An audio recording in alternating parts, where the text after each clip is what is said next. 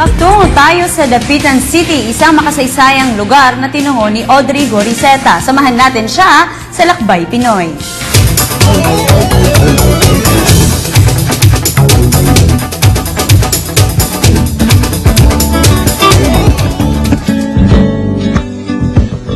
Matatagpuan sa hilagang kanlurang bahagi ng Mindanao sa probinsya ng Zamboanga del Norte ang kilalang lungsod ng Dapitan.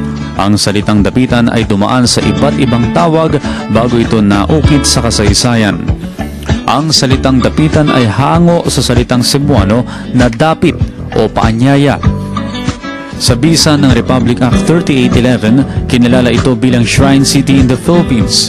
Isa sa paboritong tourist attraction dito ang 3 ektaryang commercial center ng Gloria de Dapitan. Ito ang nagsisilbing sentro ng komersyo sa lungsod na maaaring mahalin tulad sa Enchanted Kingdom at Disneyland.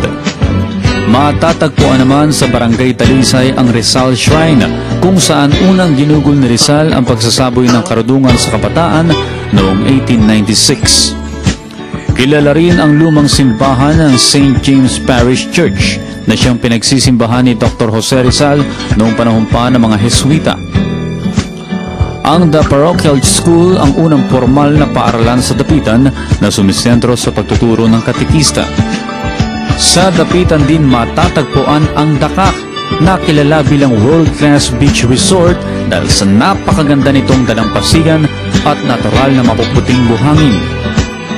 Ang Dapitan ay isa sa mga lugar sa Pilipinas na mayaman sa mga lugar na magpapaalala sa kasaysayan, magagandang tanawin, mga pistang naglalabas ng kultura ng mga Dapitenyo at ang mga simbahan na itinayo mula pa noong panahon ng Kastila.